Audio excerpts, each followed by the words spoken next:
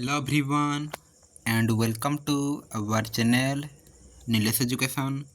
देख ए भिडियो आम 8th class बा अष्टम श्रेणी पिलामानकर तुमर द्वितीय समाप्ति सूचक मान निर्धारण 2025 परीक्षा बा S A to okay S A to जहाँकि वार्षिक परीक्षा 2025 तुमर अष्टम श्रेणी पिलामानकर विषय जहाँकि रही भाषा बा ओडियार कौन करवा ना क्वेश्चन आंसर गुड़िक डिस्कसन करवा भिडियो राइट। तो देख ये तुम नाम लिख ये रोल नंबर विभाग जहाँकि सेक्शन नहीं कि ए कि बी कि सी कि डी जहाँ लिख देन ये तारीख लिख राइट। ट्राफिंग जेहतु 17/3 रु स्टार्ट हो तुम लिख 17/3/2025 देन विद्यालय नाम तुम स्कूल नाम ये लिख ब्लॉक लिख जिला लिख राइट। देख ये समय मिल तुमको 2 घंटा राइट। तुम 2 घंटा समय पृष्ठ संख्या रही 8 प्रश्न संख्या 28 रही राइट 28 टी आउ पूर्ण संख्या जैकि फुल मार्क नहीं कि फुल मार्क एफएम हो 50 राइट 50 मार्क परीक्षा हे राइट सब सब्जेक्टर 50 मार्क। तो प्राप्तांक ये तुम केते मार्क तुम सिक्योर कल राइट ये लिखा राइट तुम केते मार्क रहा राइट।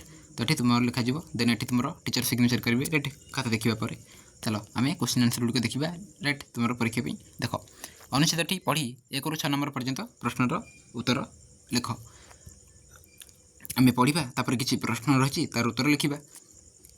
मंत्र शब्दर अर्थ है जहाँ मनन कर जहाँ मन में ध्यान द्वारा लब्ध एवं ऋषि मैंने यही सब मंत्रर द्रष्टा। यही मंत्र गुड़िक कौन मानव गोष्ठीर अबा कौन विशेष नर बा नारीर निजस्व संपत्ति नुहे से जिते महापुरुष बा महात्मा हूँ पछके एपरिक बुद्ध बा जीशुख्रीष्ट भली श्रेष्ठ महापुरुष मानकर भी निजस्व संपत्ति नुहे नहीं कि यही मत गुड़िक क्षुद्रा दपि क्षुद्रर जपरी संपत्ति बुद्धदेव ख्रीष्ट आदि महापुरुषंकर सेपरी संपत्ति कारण यही गुड़िक सार्वभौम तत्व। ये मंत्र गुड़िकर केवे सृष्टि हुए नहीं एगुड़िक चिरंतन शाश्वत एगुड़िक अज आधुनिक विज्ञानर कौन विधि बा नियम द्वारा सृष्टि होना यही मंत्र गुड़िक अवृत एवं थाए एवं आविष्कृत हुए किंतु अनंत काल प्रकृति भितर ही रही। न्यूटन का जन्मग्रहण पूर्व जगत में माध्याकर्षण शक्ति थिला। न्यूटन का प्रतिभा यही शक्ति को उद्भावन और आविष्कार करथिला सजीव करथिला एवं मानवीय ज्ञानर विषय वस्तु रूपायित करथिला। मात्र धर्मतत्व एवं सुमहान आध्यात्मिक सत्य समूह संपर्क में यही गोटे कथा प्रযোज्य एगुड़िक नित्य क्रियाशील जदि वेद बाइबल कुरान प्रभृति धर्मग्रंथ आदौ न था जदि ऋषि और अवतार प्रथित पुरुषगण जन्मग्रहण करते तथापि यही धर्मतत्वर अस्तित्व था जे मैंने तत्व गुड़ी दर्शन और आविष्कार करती से मैंने ही अवतार पुरुष से मैंने ही आत्मिक राज्यर आविष्कारक। न्यूटन और गालिलियो जपरी पदार्थ विज्ञान ऋषि थे अवतार पुरुष मैंने से भाई आध्यात्मिक ज्ञानर ऋषि यही सब तत्व पर कौन विशेष अधिकार से दाबी कर न पारती एगुड़िक विशेष प्रकृतिर साधारण संपद राइट। तो ये तुम किसी मंत्र को नहीं रही राइट गोटे तुम कौन ना तुम गोटे अनुच्छेद देन देख तुम 1 ରୁ 6 पर्यंत आम उत्तर देवा ओके ये अनुच्छेद ही बाछिकी ओके बाहर करके अनुच्छेद उत्तर गुड़िक करवा। प्रथम प्रश्न रही मंत्र शब्दर अर्थ कौन ये तुम बाहर कर ना कि ये तुम्हें खोजिकी लिख ये देख मंत्र शब्दर अर्थ है जहाँ मनन कर जहाँ मन ध्यान द्वारा लब्ध राइट। तो ये तुम्हें उत्तर कौन लिख मुझे कहीदे देख ओके तुम्हें लिख कौन लिख पे मैंने ना आ गोटे कथा तुम केते मार्क राइट केते मार्क प्रश्न ओके ये लिखा जाए ओके। तो देख तो ये लिख उत्तर जे मंत्र शब्दर अर्थ है मनन कर जहाँ मन में ध्यान द्वारा लब्ध राइट ध्यान द्वारा लब्ध। 2 नंबर देख नेक्स्ट मंत्र गुड़ी को चिरंतन और शाश्वत बोली कहीं कहुई तो कौन लिख उत्तर। तो देख ये तुम्हें उत्तर लिख 2 नंबर यही मंत्र गुड़िकर केवे सृष्टि होना यह अनंत काल प्रकृति भितर ही रही एगुड़िक चिरंतन शाश्वत। नेक्स्ट 3 नंबर जपरी क्षुद्रता युक्त अपि कौन है क्षुद्रा दपि सेपरी बृहत युक्त अपि कौन हम ना तुम ये उत्तर हो बृहत अपि हो आंसर ओके क्षुद्रता युक्त अपि क्षुद्रा दपि से बृहत युक्त अपि बृहदपि राइट बृहदपि हो आंसर ओके बृहदपि। नेक्स्ट 4 नंबर को जीवा देख 4 नंबर अच्छे अनावृत शब्दर विपरीत अर्थ बोधक शब्दटी को अनुच्छेद बाछि लिख राइट। अनावृतर विपरीत अर्थ हो आवृत कौन हो आवृत मंत्र गुड़ी को कहार निजस्व संपत्ति नुहे बोली कहीं कहुई। तो ये उत्तर कौन हो ना ये उत्तर लिख मंत्र गुड़िक आधुनिक विज्ञानर कौन विधि बा नियम द्वारा सृष्टि होना मंत्र गुड़िक ଅନନ୍ତ କାଳ ପର୍ଯ୍ୟନ୍ତ ପ୍ରକୃତିରେ ଆବୃତ ହୋଇ ରହିଛି ଏବଂ ଋଷିମାନେ ଧ୍ୟାନ ବଳରେ ଏହାକୁ ଆବିଷ୍କାର କରିଛନ୍ତି। ତେଣୁ ଏହା କାହାରି ନିଜସ୍ୱ ସମ୍ପତ୍ତି ନୁହେଁ ବୋଲି କୁହାଯାଇଛି। ବୁଝିଲା? ନେକ୍ସଟ ଦେଖ। ତ 1ରୁ 5 ପର୍ଯ୍ୟନ୍ତ ତୁମେ ଏମିତି ଉତ୍ତର ଲେଖିଲ। ଦେନ୍ 6 ନମ୍ବର ଦେଖ ନା ପଦ୍ୟାଂଶଟିକୁ ପଢ଼ି 6ରୁ 9 ନମ୍ବର ପର୍ଯ୍ୟନ୍ତ ପ୍ରଶ୍ନଗୁଡ଼ିକର ଉତ୍ତର ଲେଖ। ବିଜ୍ଞାନ ଓ କାରିଗରୀ କୌଶଳ ଖଟାଇ ସାଥୀ ହୋଇ ନେବା ଆମେ ସଭ୍ୟତାକୁ ଆଗାଇ। କୃଷି ଆଉ ଶିଳ୍ପ କ୍ଷେତ୍ରରେ ହେବ ଆମ ପ୍ରଗତି, ଦୂର ହେବ ଆମ ଦେଶ ଦୁଃଖ ଆଉ ଦୁର୍ଗତି। ଗଗନଯାନରେ ଯିବା ମହାକାଶ କ୍ଷେତ୍ରକୁ ବିଶ୍ୱବାସୀ ଦେଖୁଥିବେ ଖୋଲି ତାଙ୍କ ନେତ୍ରକୁ। ନୂଆ ନୂଆ ଗବେଷଣା, ନୂଆ ତଥ୍ୟ ବାହାର, ଆସିବ ଦେଶରେ କେତେ ନୂଆ ନୂଆ ସଂସ୍କାର। ଶିକ୍ଷା ଆଉ ସଂସ୍କାରରେ ଅଭିନବ ପ୍ରୟାସ, ନୂଆ ଶିକ୍ଷାନୀତି ଯୋଗୁଁ ହେବ ଆମ ବିକାଶ। ରାଇଟ୍? ତ ଏହି ଗୋଟିଏ ତୁମର ପଦ୍ୟାଂଶ ଥିବ। ରାଇଟ୍? ତାକୁ ପଢ଼ିବ। ଦେନ୍ ତୁମର ପ୍ରଶ୍ନ ରହିଛି, ଆମେ ଉତ୍ତର କରିବା। ଦେଖ ଏଠି 6 ନମ୍ବର ଦୂର ହେବ ଆମ ଦେଶ ଦୁଃଖ ଆଉ ଦୁର୍ଗତି। ଉପର ପଦଟିକୁ ନିଜ ଭାଷାରେ ବୁଝାଇ ଲେଖ। ଏଠି ତୁମେ ଏହାକୁ ବୁଝାଇକି ଲେଖିବ। ତ ଏଠି ଲେଖିପାରିବ ଯେ ବିଜ୍ଞାନ ଓ କାରିଗରୀ କୌଶଳ ଦ୍ୱାରା ଆମ ଦେଶରେ କୃଷି କ୍ଷେତ୍ର ଓ ଶିଳ୍ପ କ୍ଷେତ୍ରରେ ପ୍ରଗତି ବା ଉନ୍ନତି ହେବ। ଏହି କ୍ଷେତ୍ରରେ ପ୍ରଗତି ବା ଉନ୍ନତି ହେଲେ ଆମ ଦେଶରୁ ଦୁଃଖ ଦୁର୍ଦ୍ଦଶାର ଅନ୍ତ ଘଟିବ। ବୁଝିଲା? ଏ ଟାଇପ୍ର ଲେଖିବ। 7 ନମ୍ବର ଅଛି ପ୍ରଗତି ଶବ୍ଦର ଅର୍ଥ ଲେଖ।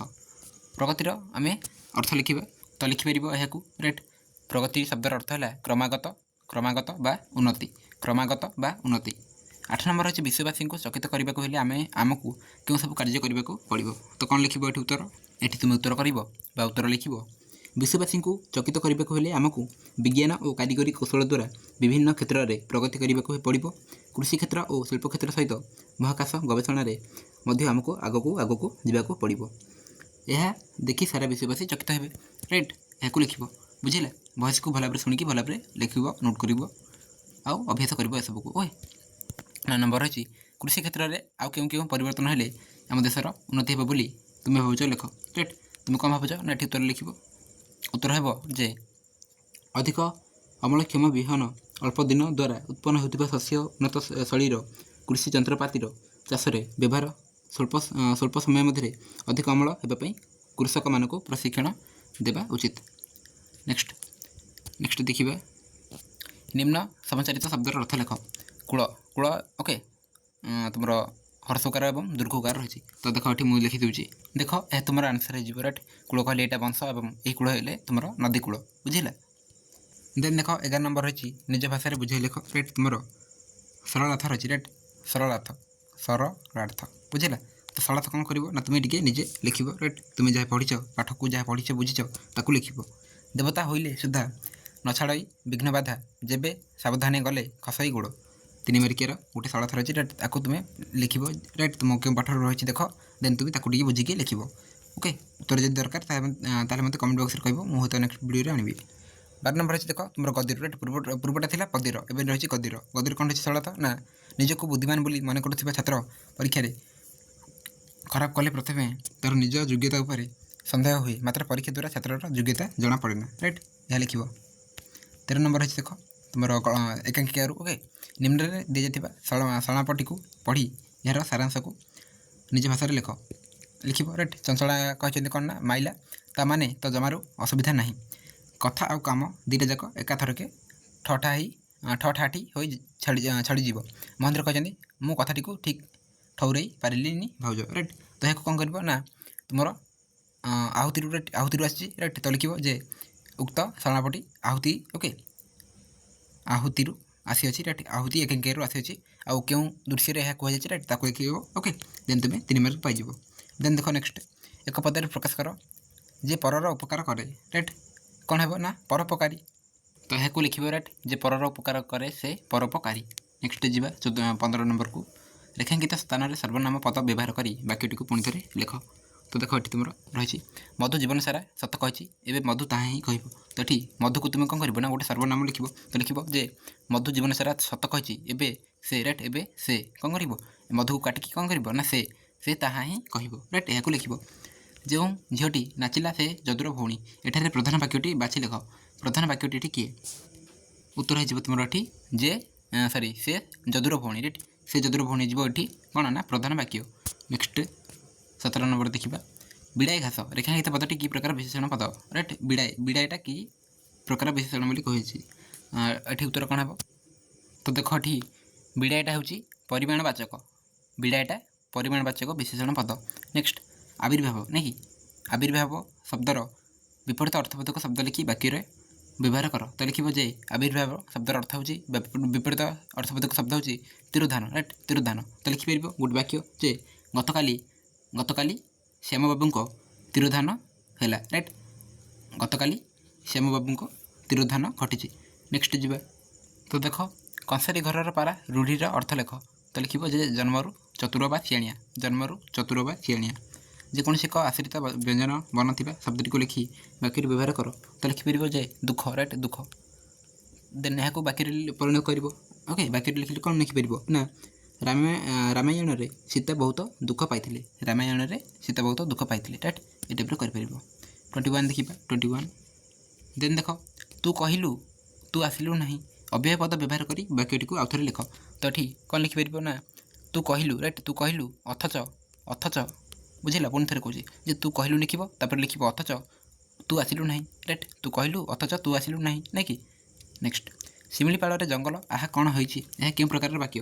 ଏଇଟା ଗୋଟେ ପ୍ରକାର ବିସ୍ମୟ ସୂଚକ ବାକ୍ୟ ରାଇଟ୍ ବିସ୍ମୟ ସୂଚକ ରାଇଟ୍ ବିସ୍ମୟ ତୁମର ପିଲାମାନେ ସବୁ ଗ୍ରାମରେ ଅଛି ରାଇଟ୍ ଗ୍ରାମରେ ଅଛି 9th 10th ରେ ସବୁ ପଢ଼ିବ ଓକେ 9th 10th ରେ ତୁମେ ଭଲ ଭାବରେ ସବୁକୁ ପଢ଼ିବ ନା କି ବାକ୍ୟ ଓକେ ଶବ୍ଦ ସବୁ ପଢ଼ିବ। ତ ଏଇଟା ହେଇଯିବ ଶିମିଳିପାଳରେ ଜଙ୍ଗଲ ଆହା କ'ଣ ହୋଇଛି ଏଇଟା ବିସ୍ମୟ ସୂଚକ ବାକ୍ୟ ବିସ୍ମୟ ସୂଚକ ବୁଝିଲା। ନେକ୍ସଟ ଅସଜଡ଼ା ଶବ୍ଦଗୁଡ଼ିକୁ ସଜାଇ ଅର୍ଥପୂର୍ଣ୍ଣ ବାକ୍ୟଟି ଲେଖ। ସହିବାର ଉଚ୍ଛ୍ୱସିତ କୋହ ସୁନନ୍ଦାର ହୋଇଥିଲା ପାରସୀମା ଏହାକୁ ତୁମେ ଲେଖିବ ନା କି ଗୋଟେ ସଜାଇକି ଲେଖିବ। ତ ଦେଖ ଏଠି ତୁମେ ଉତ୍ତର କ'ଣ ଲେଖିବ ନା ପ୍ରଥମେ ଲେଖିବ ସୁନନ୍ଦାର ଓକେ ସୁନନ୍ଦାର ଉଚ୍ଛ୍ୱସିତ ରାଇଟ୍ ସୁନନ୍ଦାର ଉଚ୍ଛ୍ୱସିତ କୋହ ଓକେ କୋହ ସହିବାର ସୀମା ପାର ହୋଇଥିଲା ରାଇଟ୍ ଏ ଟାଇପ୍ରେ ଲେଖିବ। ପୁଣି ଥରେ କହୁଛି ଯେ ଲେଖିବ ସୁନନ୍ଦାର ଉଚ୍ଛ୍ୱସିତ କୋହ ସହିବାର ସୀମା ପାର ହୋଇଥିଲା। ନେକ୍ସଟ ଯିବା 24କୁ 24 ହେଉଛି କର ବା ମର ପରି ଆଉ ଏକ ବାକ୍ୟ ଲେଖ। ରେଖାଙ୍କିତ ସଂଯୋଜକ ଅବ୍ୟୟ ବ୍ୟବହାର କରି ଲେଖ ରାଇଟ୍। ତ ଏଠି ବା ନାଇଁ କି ୟାକୁ ଲଗେଇକି ଆମେ ଲେଖିବା। ତ ଏଠି ଆଉ ଗୋଟେ ବାକ୍ୟ ତୁମେ ଲେଖିପାରିବ ରାଇଟ୍ ଯେ ତୁମକୁ ଭଲ ଲାଗୁ ବା ନ ଲାଗୁ ମୁଁ କିନ୍ତୁ ସତ କହିବି ଓକେ ତୁମକୁ ଭଲ ଲାଗୁ ବା ନ ଲାଗୁ ମୁଁ କିନ୍ତୁ ସତ ହିଁ କହିବି। ନେକ୍ସଟ ଯିବା 25କୁ ଦତ୍ତ ବାକ୍ୟଟିକୁ ଯୌଗିକ ଓ ଜଟିଳ ବାକ୍ୟରେ ପରିଣତ କର। ହରି ଭଲ ନାଚିବାରେ ସୁନାମ ଅର୍ଜନ କରୁଛି। ଏଠି ଯୌଗିକ କଲେ କ'ଣ ହେବ ନା ଏଠି ଯୌଗିକ କଲେ ତୁମର କ'ଣ ହେବ ନା ହଁ ଯେ ହରି ଭଲ ନାଚୁଛି ଓ ଏଥିପାଇଁ ସୁନାମ ଅର୍ଜନ କରିଛି ଓକେ। ନେକ୍ସଟ ଜଟିଳ ବାକ୍ୟ କଲେ କ'ଣ ହେବ ଜଟିଳ ବାକ୍ୟ କଲେ ହେବ ଯେ ଯଦି ହରି ଭଲ ନାଚିବ ତେବେ ସେ ସୁନାମ ଅର୍ଜନ କରିବ ଓକେ। ନେକ୍ସଟ ଯେଉଁମାନେ ସେଦିନ ବଣଭୋଜିରେ ନଥିଲେ ସେମାନେ ଦୁଃଖିତ ହେଲେ। ରେଖାଙ୍କିତ ପଦଟିର ପୁରୁଷ ଓ ବଚନ ନିର୍ଣ୍ଣୟ କର। ଏଠି ତୁମେ ପୁରୁଷ ଆଉ ବଚନ ନିର୍ଣ୍ଣୟ କରିବ ରାଇଟ୍ କିଏ ପୁରୁଷରେ ଅଛି ଆଉ କେଉଁ ବଚନରେ ଅଛି। ତ ଏଠି ଉତ୍ତର କ'ଣ ହେବ ଏଠି ତୁମେ ଉତ୍ତର କରିବ ଯେ ଏଇଟା ଓକେ ଏ ଯେଉଁ ରହିଛି କି ସେମାନେ ଏଇଟା ତୃତୀୟ ପୁରୁଷ ଆଉ ବହୁ ବଚନରେ ଅଛି ଓକେ। ନେକ୍ସଟ 27 ଯିବା। ତ ରହିଛି ଦେଖ ନିମ୍ନଲିଖିତ ପ୍ରସଙ୍ଗ ମଧ୍ୟରୁ ଅଶୀ ଶବ୍ଦ ମଧ୍ୟରେ ଯେକୌଣସି ଗୋଟିଏ ବିଷୟରେ ଲେଖ ରାଇଟ୍ ତୁମର ଏଠି ରଚନା ରହିଛି ରାଇଟ୍ ରଚନା। ତ ରଚନା କ'ଣ ଆସିବ ନା ତୁମର ପରିବେଶ ସୁରକ୍ଷା କିମ୍ବା ତୁମ ବିଦ୍ୟାଳୟର ପାଠାଗାର ରାଇଟ୍। ତ ତୁମେ ପରିବେଶ ସୁରକ୍ଷା ବିଷୟରେ ଲେଖିପାରିବ ନା ଯଦି ତୁମ ବିଦ୍ୟାଳୟର ପାଠାଗାର ବିଷୟରେ ଲେଖିପାରିବ ଓକେ। ତ ଯେକୌଣସି ଗୋଟିଏ ହିଁ ଲେଖିବ। ଏଠି ତୁମେ କେତେ ମାର୍କ ପାଇବ 5 ମାର୍କ କେତେ ମାର୍କ 5 ମାର୍କ ଓକେ। ତ ଦେଖ ତୁମେ ପରିବେଶ ସୁରକ୍ଷାରେ କ'ଣ ଲେଖିବ ନା ଉପକ୍ରମ ଲେଖିବ ରାଇଟ୍। ମନୁଷ୍ୟକୁ ଚତୁର୍ଦିଗରୁ ଘେରି ରହିଥିବା ଜିନିଷଗୁଡ଼ିକୁ ପରିବେଶ କୁହାଯାଏ। ପ୍ରକୃତି ଆମ ଚାରିପାଖରେ ଏପରି ଜିନିଷ ଏବଂ ପରିବେଶ ସୃଷ୍ଟି କରିଛି ଯାହା ଆମର ପ୍ରଗତି ଏବଂ ସ୍ୱାସ୍ଥ୍ୟ ପାଇଁ ପ୍ରତ୍ୟେକ କ୍ଷେତ୍ରରେ ଅନୁକୂଳ ଅଟେ। କିନ୍ତୁ ଆମେ ଆମର କାର୍ଯ୍ୟକଳାପ ଦ୍ୱାରା ପ୍ରକୃତିର ଏହି ସନ୍ତୁଳନକୁ ବିକୃତ କରିଦେଇଛୁ। ସେଥିପାଇଁ ଆଜି ଏହାର ସଂରକ୍ଷଣର ଆବଶ୍ୟକତା ଅନୁଭବ କରାଯାଉଛି। ଆଜି ପରିବେଶ ସୁରକ୍ଷା ସମଗ୍ର ବିଶ୍ୱରେ ସମସ୍ୟା ପାଲଟିଛି। ଦେନ୍ ଲେଖିବ ପରିବେଶ ସୁରକ୍ଷାର ସମସ୍ୟା ରାଇଟ୍ ଏହାକୁ ଲେଖିବ ରାଇଟ୍। ମୁଁ ପଢ଼ୁନି ଯେହେତୁ ଭିଡ଼ିଓ ଲଙ୍ଗ ହେବ। ଦେନ୍ ଦେଖ ପୁଣି ଏଠୁ ଓକେ ଏଠୁ ପୁଣି ଲେଖିବ। ନେକ୍ସଟ ଲେଖିବ ଆଉ କିଛି ଯେ ପରିବେଶ ସଂରକ୍ଷଣ ଗୁରୁତ୍ୱ ରାଇଟ୍ ତାହାକୁ ମଧ୍ୟ ଲେଖିବ। ଏପର୍ଯ୍ୟନ୍ତ ରହିଛି ରାଇଟ୍ ପରିବେଶ ସଂରକ୍ଷଣ ଉପରେ ଗୁରୁତ୍ୱ। ଶେଷକୁ ଉପସଂହାର ଲେଖିବ ରାଇଟ୍ ଉପସଂହାର ଲେଖିବ। ତ ରଚନା କ'ଣ ଲେଖିବ ନା ତୁମେ ଉପକ୍ରମ ଲେଖିବ ତାପରେ ବିଷୟବସ୍ତୁ ଲେଖିବ ରାଇଟ୍ ବିଷୟଗୁଡ଼ିକ ତାପରେ ଉପସଂହାର ଲେଖିବ ରାଇଟ୍। ଏଠି ତୁମେ 5 ମାର୍କ ପାଇଯିବ। ତ ଏହାର ଆମେ ଉତ୍ତର ଦେଖିଲେ ରାଇଟ୍। ତୁମେ ଚାହିଁଲେ ଏଇଟା ମଧ୍ୟ ଲେଖିପାରିବ ରାଇଟ୍ ତୁମ ବିଦ୍ୟାଳୟର ପାଠାଗାର ରାଇଟ୍ जाकि लाइब्रेरी ओके लाइब्रेरी विषय में लिखिपर ना जब परिवेश सुरक्षा लिखिक 5 मार्क पाइपर जहाँ उत्तर देखिले 28 देख तुम लास्ट क्वेश्चन तुम विद्यालय वार्षिक उत्सव किपरि पालन कर से विषय में निजर अनुभूति वर्णना कर सांग निकट को एक पत्र लेख कि रही तुम भौणीर बह आसंता सप्ताह अनुष्ठित हो तुम्हें से जोगदेवा 2 दिन छुट्टी प्रधान शिक्षक निकट को दरखास्त रख ओके तो तुम्हें चाहिए गोटे पत्र लिखिपर कि रही दरखास्त जेकोसी गोटे लिख 5 मार्क पाइज राइट तो ये तुम्हें उत्तर लिख राइट तो देख जो पत्र रही है राइट तार मैं उत्तर नहीं आसी तुम विद्यालय वार्षिक उत्सव किपरि पालित है ताहा वर्णना कर बंधुक निकट को पत्र राइट तो लिख एपरी राइट प्रिय तुम सांग नाम लिख ये ओके सोनाली कि जहाँ राइट देन पत्र प्रथम लिख स्थान स्थान लिख जहाँ भी तुम स्थान राइट क्यों ग्रामर देन ये तारीख लिख तापर आरंभ कर राइट प्रिय तुम सांग नाम मोर आंतरिक श्रद्धा और शुभेच्छा ग्रहण करूँ मौसा और मौसी को मोर भूमिष्ठ प्रणाम जनईदेबू तो चिठी जानी तू आम विद्यालय वार्षिक उत्सव विषय जानवा इच्छुक मुझे विषय में पत्र संक्षेप में लिखुची गत मास जनवरी 27 तारिख कि जो तारिख में वार्षिक उत्सव होता आम विद्यालय वार्षिक उत्सव अनुष्ठित होता यार 2 सप्ताह पूर्व विभिन्न प्रतियोगिता वार्षिक उत्सव दिन निर्धारित समय निमंत्रित अतिथि मान ग्रहण में अपराह 4टा बेले सभा कार्य आरंभ होता गोष्ठी शिक्षा अधिकारी मुख्य अतिथि भाव जोगदी राइट जे भी मुख्य अतिथि भाव जोगदी नाम लिख आम प्रधान शिक्षक वार्षिक विवरणी पाठ कला बेले पाठ कला पर मुख्य अतिथि छात्र छात्री मानक विभिन्न उपदेशात्मक भाषण देते ओके विभिन्न प्रतियोगिता सफल होता छात्र छात्री मानक पुरस्कार प्रदान करा जायतिला मनोरंजन कार्यक्रम पर वार्षिक उत्सव परिसमाप्ति घटी चिठी पाई निश्चय चिठी देव देन इति तोर प्रिय सांग राइट जहाँ भी तुम नाम लिख राइट तुम नाम लिख ठिकना लिख ठिकना कौन कर ठिकना तुम लिख राइट प्रेरक ओके प्रेरक कहले तुम्हें राइट तुम विषय लिख देन ये लिख प्राप्त राइट तुम जहाँ पठाऊच ना कि तो नाम लिख नाम तापर लिख स्थान राइट स्थान block okay then pin okay ये सब लिख राइट पिन कोड ओके ये सब लिख तुम चाहिए यहाँ जो रही कि दरखास्त उत्तर बाहर करके लिखिपर कि जेकोसी गोटे कर 5 मार्क पाइज बुझला तो फाइनाली आम 50 मार्कर प्रश्न उत्तर गुड़िक देखिले राइट तुम एमएल ओडिया साहित्य राइट नेक्स्ट टाइम क्यों सब्जेक्ट देखा मत कमेंट बॉक्स में कह टेलीग्राम में जॉइन कर तुमको सब अपडेट गुड़िक मिलूँ ओके आउ सब्सक्राइब करके रखी था नेक्स्ट अन्य एग्जाम गुड़िक हेल्पफुल है ओके तो वीडियो को एंड करवा थैंक यू ऑल।